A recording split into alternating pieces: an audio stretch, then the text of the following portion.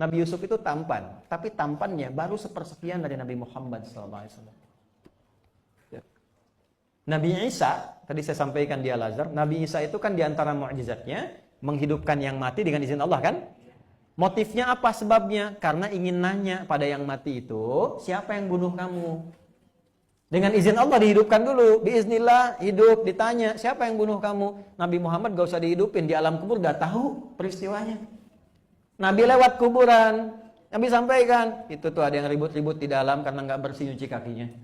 Ini ada dosa begini, nggak perlu dibangkitkan, sudah tahu di dalamnya ada apa.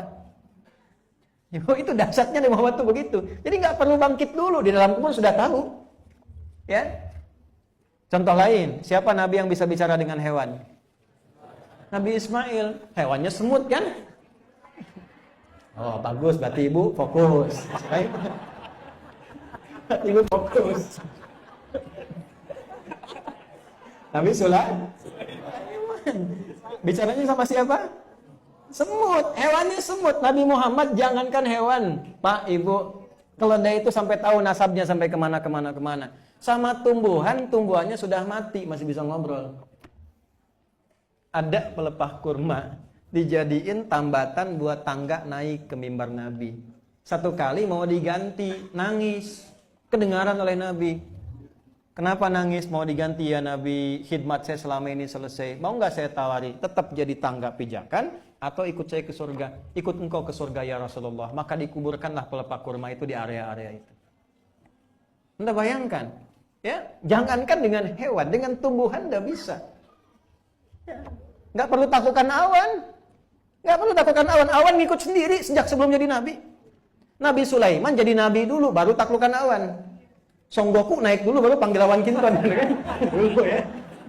Dulu tuh, cerita-cerita 96-an. Nabi Sulaiman tuh panggil dulu, baru datang. Nabi Muhammad nggak dipanggil, awannya ikut. Apa nggak baca sejarah dari kecil? Nabi berangkat itu kan, ketika beliau berniaga dengan pamannya, kan awan ikut di belakang, tanpa dipanggil. Nabi Musa ketemu Fir'aun, doa dulu kan? Rabbi syrahli wa yassirli. Berdoa baru dikabulkan. Nabi Muhammad gak minta turun ayat. Nabi Musa, Rabbi syrahli sodri. Nabi Muhammad, alam nashrah laka sodra. Rabbi syrahli sodri. Nabi Muhammad, alam nashrah laka sodra. Gak minta turun ayat. Wa yassirli amri. Nabi Muhammad turun. Wa nuyassiruka lil yusra. Nabi Muhammad tuh. Ya, kapan beliau jadi istimewa sedahsyat itu? Ketika mendapat Al-Quran. Mekah itu gersang, terbelakang, jauh. Turun Quran, sampai sekarang berkah.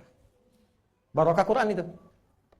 Ya, Nabi hijrah dari Mekah ke Yathrib. Nabi hijrahnya ke Yathrib. Tempatnya, maaf, ekonomi jauh tertinggal, masyarakatnya banyak konflik. Dan ingat, Nabi hijrahnya itu ke area selatan, bukan di utara. Yang maju itu utara, Yahudi banyak di sana. Nabi itu ke tempat yang gersang, yang belum berkembang, wilayah selatan yang sekarang jadi Masjid Nabawi. Ada fadilah Quran turun di situ, dipraktekkan oleh masyarakatnya, tiba-tiba berubah jadi maju, ada peradaban, orangnya baik semua. Sampai sekarang kotanya jadi mencerahkan, berubah jadi suasana kota dan muncul cahaya-cahaya kebaikan. Maka untuk mengenang itu dirubahlah namanya menjadi Al-Madinah Al-Munawwarah. Kapan jadi Al-Madinah? Ketika ada Al-Quran. Maksudnya apa? Ini Allah ingin menyampaikan begini. Bapak Ibu, seluruhnya tanpa kecuali, ini ada ayat turun 11 tentang panduan hidup yang mulia. Ini semua bagian dari Al-Quran yang mulia. Terkait dengan Al-Quran, semua isinya. Karena bagian dari Al-Quran, fadilahnya pun akan sama. Jika Anda mendapati bagian dari Al-Quran itu, maka Anda mendapatkan percikan kemuliaannya, seperti segala hal yang terkait dengan Al-Quran jadi mulia.